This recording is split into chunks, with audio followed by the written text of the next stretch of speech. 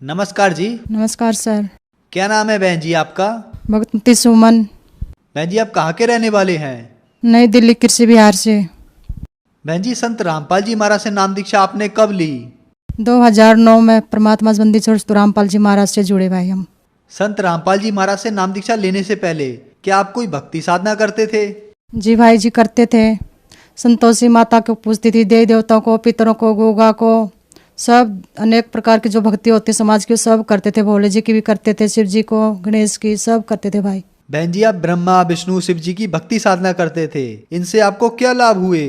भाई लाभ तो कुछ नहीं हुआ, बस यही है कि देश समाज को देखते देखते हम भी करते रहे, चलते रहे। फिर हमारे भगत जी को, आदमी को, भगत जी को बहुत परेशानी आई। शराब पीते थे, बीड़ी पीते थे, गुटखा खाते थे, जर्दा खाते थे और बहुत मतलब बीमार रहते थे वो। और घर में नुकसान ही नुकसान रहता था। कई देवी देवताओं को ले जाते थे, झाड़ फूक वालों को ले जाते थे, उनको कहीं से कोई राम नहीं मिलता था भाई। बहुत परेशान रहते थे, अड़चन ही अड़चन आती रहती थी। और घर की इतनी हालत ख़राब थी कि हम 20 साल किराए पर रहते थे।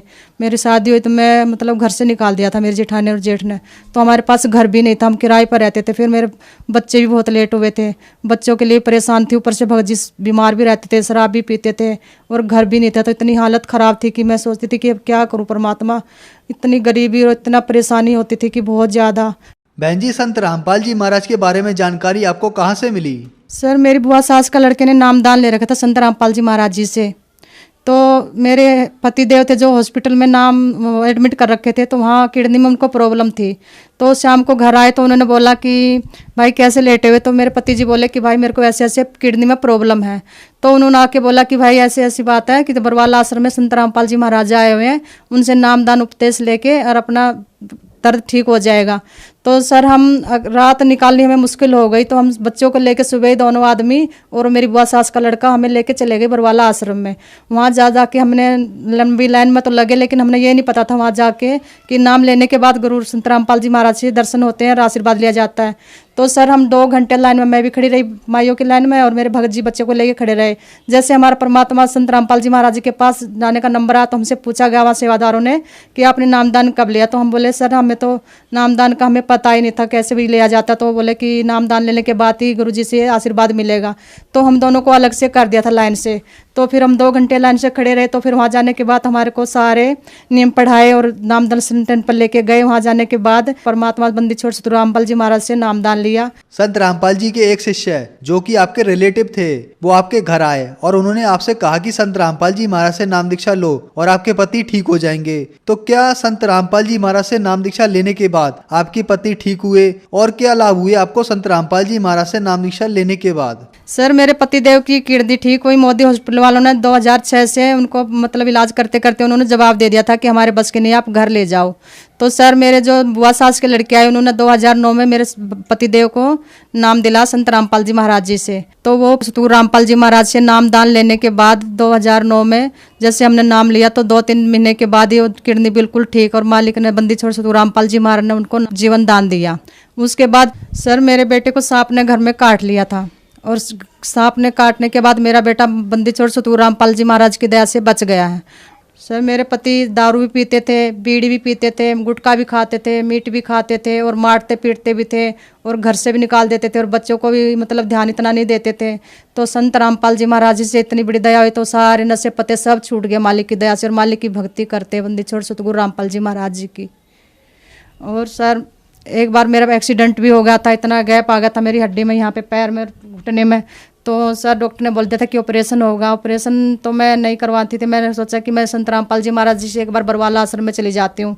तो मेरे पति देव बोले कि तेरे को कौन लेके जाएगा लंगड़ी लूली को? तो मेरे जेठ के लड़के ने नाम ले रखा था। तो कहने लगा चाची मैं तुझे लेके चलता हूँ।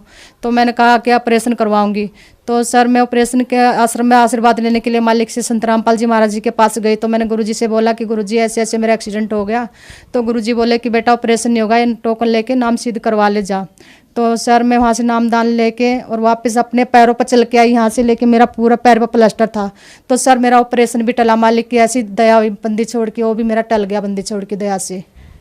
और सर मेरे पास घर नहीं था, मैं किराए पर रहती थी, 20 साल हो गए थे। और मेरे जेठ जिठानी रोहतक में रहते, मेरी जैसे शादी हुई तो मेरे को घर से निकाल दिया था। मेरे सास ससुर मेरी नंद और हम 4 आदमी थे, घर के 5 थे, पांचों के पांचों हम किराए पर रहते थे। और मेरे पास कोई घर बनाने की कोई व्यवस्था नहीं थी। और मालिक ने मेरे को फिर बंदी छोड़ सतगुरु रामपाल जी महाराज ने घर भी दिया, बच्चे भी दिए और सरकारी नौकरी भी दे दी। और मालिक ने बंदी छोड़ सतगुरु रामपाल जी महाराज के नाम लेने से इतनी मेरे ऊपर दया हुई बंदी छोड़ की कि आज मेरे पास 20-25 सारे मतलब बंदी छोड़ ने सब कुछ मेरे को दे दिया बंदी छोड़ ने।